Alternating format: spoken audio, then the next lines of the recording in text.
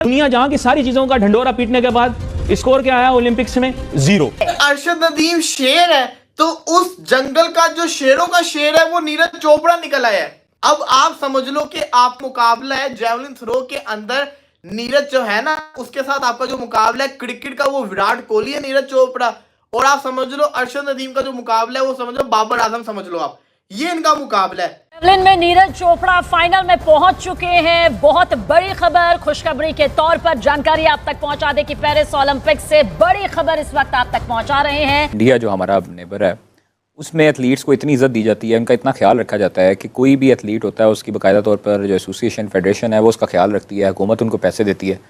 और आप ये देखें कि जो नीरज चोपड़ा हैं जो जेवलिन थ्रोअर हैं उनकी तरफ से उनको जो है वो ख़ास तौर पर उनको यूरोप भेजा गया ट्रेनिंग के लिए। नीरज को सिर्फ एक ही फेंकना पड़ा, जेवलिन का थ्रो 89.34 के साथ वो क्वालिफाई कर गया मेन राउंड। टेंशन इस चीज की है कि होगा तो होगा क्या नीरज चोपड़ा गोल्ड मेडल जीत जाएगा जो कि फेवरेट है, लग भी रहा है।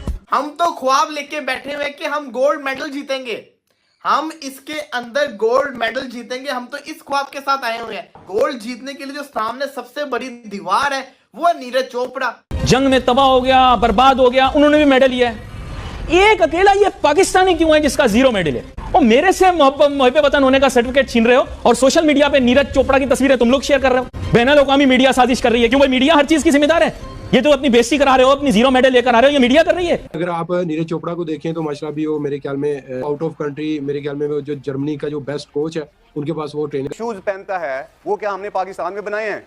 जो बेस्ट शूज जो भी वर्ल्ड के जो भी उससे नीरज चोपड़ा से आप पूछ लें कि उसने कहां से लिए हैं और इसको पूछ लें इसके कहां से आए। दोस्तों भारत को कल एक गोल्ड मेडल मिल सकता है। दोस्तों नीरज चोपड़ा जो जेवलिन थ्रो में भारत के लिए गोल्ड मेडल जीत चुके हैं 2020 में, वो इस बार भी गोल्ड मेडल के सबसे बड़े दावेदार बताए जा रहे हैं और उन्होंने फाइनल के लिए क्वालिफाई कर लिया है। करोड़ों देश प्रेमी इस पल का इंतजार कर रहे थे कि वो कब फाइनल में पहुंचेंगे और बिल्कुल ये अचीवमेंट उन्होंने अचीव कर ली है। अब कल उनका फाइनल मैच होने वाला है और मुझे लगता है कि कल वो गोल्ड जीत जाएंगे, यानी कि वो डिफेंडिंग चैंपियन है। लेकिन नीरज के साथ 7 और खिलाड़ी है जिन्होंने पहले ही अटेम्प्ट में फाइनल के लिए क्वालिफाई किया है। हालांकि बाकी सभी के सभी खिलाड़ी उनसे पीछे ही रहे हैं जेवलिन थ्रो के मामले में। नीरज ने पहले ही अटेम्प्ट में सर्वश्रेष्ठ प्रदर्शन किया है। 89.37 मीटर उन्होंने भाला फेंका है। अगर बात करें 2020 के ओलंपिक की तो 2020 टोक्यो ओलंपिक में उन्होंने 87.58 मीटर भाला फेंका था और वो गोल्ड मेडल लेके गए थे वहां से। अब इस बार भी उम्मीद यही है कि ये गोल्ड लेके आएंगे। वहीं भारत के एक और खिलाड़ी किशोर जेना जो कि क्वालिफाई करने में असफल रहे हैं, उन्होंने 80.73 मीटर भाला फेंका। 6.59 मीटर की थ्रो फेंक के फाइनल के अंदर जगह बना ली। अरशद नदीम की मैं बात कर रहा हूं भाई, शानदार परफॉर्मेंस दिखाई है, फाइनल तक गया, पाकिस्तान का नाम रिप्रेजेंट किया। लेकिन अगर अरशद नदीम शेर है तो उस जंगल का जो शेरों का शेर है वो नीरज चोपड़ा निकल आया है। नीरज चोपड़ा ने पहली अटेम्प्ट के अंदर 89.63 मीटर की थ्रो फेंक दी और उसने बाकी सबको परेशान करके रख दिया है। यहां पे 32 साल का एक ख्वाब है पाकिस्तान का। लास्ट मेडल 1992 में पाकिस्तान जीता था।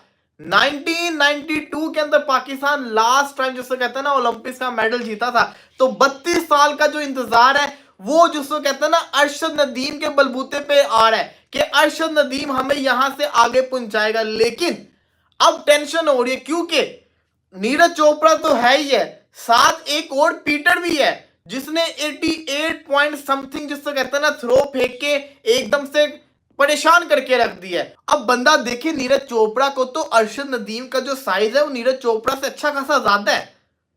देखने वाला बंदा कहेगा अरशद नदीम ज्यादा लंबी थ्रो फेंक सकता है नीरज चोपड़ा से। लेकिन नीरज चोपड़ा की जो टेक्निक है, नीरज चोपड़ा का जो स्टाइल है, जो उसने वर्किंग अपने आप पे की, मैंने जितने भी गेम्स देखी हैं इतने अरसे से देखता आ रहा हूं। लास्ट टाइम भी जब ओलंपिक्स हुए थे उसके अंदर नीरज चोपड़ा ने बड़ी अच्छी परफॉर्म के दिखाई थी। अरशद ने भी इंप्रेस किया था। अगले साल में उम्मीद थी कि नेक्स्ट ओलंपिक्स में अच्छी परफॉर्मेंस दिखाएगा। तो अरशद नदीम की अगर मैं बात करूं तो वो तो है ही अच्छा, लेकिन नीरज चोपड़ा को अगर आप देखो कितना जिसको कहते हैं ना इंप्रेसिव है कि वो उसका साइज इतना नहीं है होता है, सबसे अच्छी थ्रो वो कर जाता होता है। तो ये चीज बहुत ज्यादा इंपॉर्टेंट मैं समझता हूं है कि नीरज चोपड़ा को हराना बहुत ज्यादा मुश्किल है। अब आप समझ लो कि आप मुकाबला है जेवलिन थ्रो के अंदर नीरज जो है ना उसके साथ आपका जो मुकाबला है क्रिकेट का वो विराट कोहली है नीरज चोपड़ा, और आप समझ लो अरशद नदीम का जो मुकाबला है वो समझ लो बाबर आजम समझ लो आप, ये इनका मुकाबला है। तो ये मुकाबला बहुत खतरनाक किस्म का मुकाबला है। ये जीतने के लिए बड़ा कुछ करना पड़ना है, अगर नहीं किया तो जिसको कहते हैं ना लक पता जाना है। तो वही बात कहना मैं चाह रहा था कि देखिए कहानी बड़ी खतरनाक है, कहानी जिसको कहते हैं ना बड़ी डेंजरस है। परफॉर्मेंस दिखाएंगे तभी कुछ होगा। एक चीज मुझे तंग किए जा रही है, मुझे समझ में नहीं आ रहा कि मैं क्या करूं। आज से चंद साल पहले मैंने एक प्रोग्राम किया, उसमें ये बात की कि जिन ममालिक के अंदर खेल का मयार अच्छा होता है उनकी मईशत, उनकी माशरत और सियासत भी अच्छी होती है। चंद साल पहले की बात।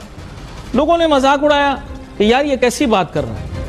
मैंने कहा साहब जितनी तरक्की याफ्ता खुशहाल अक़वाम है वहाँ पर खेल यानी स्पोर्ट्स का मयार फर्स्ट क्लास, और जितनी अक़वाम जिनकी तरक्की की रफ्तार जो है वो कम है, मईशत जो है सुस्त रवि का शिकार है, गरीबी ज़्यादा है, मुफलिसी ज़्यादा है, बेरोज़गारी ज़्यादा है, वहाँ खेल का मयार थर्ड क्लास।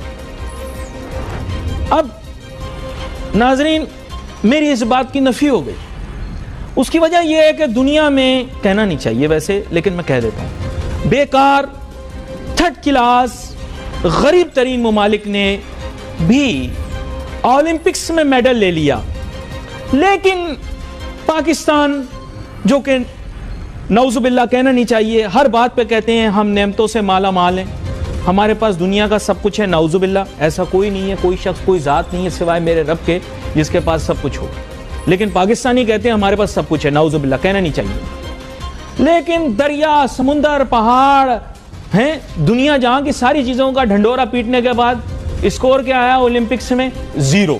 तो नीरज चोपड़ा ने पहले ही थ्रो में जो है वो 89 जो कवर किया। आप देखें 89.34 मीटर जो है वो थ्रो किया है नीरज चोपड़ा ने और टॉप कर लिया। और साथ में अगर देखा जाए तो अरशद नदीम की बात करें, वो चौथे नंबर पे आए भाई साहब, और उन्होंने 86.59 मीटर का थ्रो किया है भाई। और पहले ही जो है वो अटेम्प्ट में अरशद नदीम ने भी जो है वो फाइनल के लिए क्वालिफाई कर लिया। ठीक है, दोनों इंडिया और पाकिस्तान के स्टार्स और दोनों ने अपने अपने कंट्रीज का नाम जो है रोशन किया है। लेकिन अगर नीरज चोपड़ा की बात करें ना, जाहिर है उनकी तारीफ अरशद नदीम से ज्यादा बनती है क्योंकि उन्होंने टॉप किया है। और नीरज चोपड़ा की यार बात ही कुछ अलग सी लगती है जब भी मैं इस और वो डायरेक्ट क्वालिफाई नहीं कर पाए। कुल मिला के नीरज के लिए ये शानदार लम्हा होने वाला है। साथ में भारत की झोली में एक गोल्ड आने वाला है और हो सकता है कि भारत को हॉकी में भी गोल्ड मिल जाए। क्वालिफिकेशन राउंड में दोनों ग्रुप को मिला के देखा जाए तो नीरज चोपड़ा सबसे आगे रही है। उन्होंने 89.34 मीटर की दूरी तय कर ली, पहला स्थान उन्होंने हासिल किया है। इसके बाद जो दूसरे स्थान पे आते हैं वो ग्रेनाडा के एंडरसन पीटर्स हैं, जिन्होंने 88.63 मीटर दूर भाला फेंका है। और तीसरे स्थान पे आते हैं जर्मनी के जूलियर बेवर, जिन्होंने की 87.76 मीटर की दूरी तय की। वहीं पाकिस्तान के जो अरशद नदीम हैं वो चौथे स्थान पे रही हैं 86.59 मीटर की दूरी के साथ। अब जेवलिन थ्रो की जो फाइनल होता है इसमें कम से कम 12 एथलीट क्वालिफाई करते हैं और क्वालिफिकेशन राउंड के लिए 84 मीटर का जो मार्क होता है वो पार करने वाले इस समय कुल 7 खिलाड़ी हैं जो कि डायरेक्ट फाइनल में जगह बना चुके हैं। इन 7 एथलीट्स में भी जो बेस्ट थ्रो करने वाले 5 एथलीट्स हैं उनको प्रवेश दिया जाएगा और नीरज चोपड़ा गोल्ड मेडल के लिए 8 अगस्त को फाइनल में पार्टिसिपेट करेंगे और पूरी उम्मीद है कि वो जीतेंगे। हालांकि पाकिस्तानियों को काफी तकलीफ हो रही है क्योंकि पिछले 32-33 साल से पाकिस्तान को ओलंपिक में एक भी मेडल नहीं मिला है। अब इस बार उन्हें उम्मीद थी हर बार की तरह, लेकिन वो भी पूरी होती नजर नहीं आ रही क्योंकि अरशद नदीम भी यहाँ चौथे स्थान पे रही हैं क्वालिफिकेशन में ही। तो परफॉर्मेंस की बात हालांकि होने को कुछ भी हो सकता है, वो ब्रोंज वगैरह जीत सकते हैं, बट फिर भी पाकिस्तानी इस समय काफी तकलीफ में है। और आपको याद होगा कि अरशद नदीम की नीरज चोपड़ा ने काफी मदद भी की थी जब अरशद नदीम ने पाकिस्तानी मीडिया का सहारा लेके नीरज चोपड़ा से मदद भी मांगी थी और नीरज चोपड़ा ने उन्हें अपना भाला भी दिया। नीरज चोपड़ा ने क्वालिफिकेशन करने के बाद कहा है कि वो गोल्ड जीतने के लिए तैयार है और वो इस बार थोड़ी सी चोटिल हो गए थे, लेकिन उन्होंने अच्छी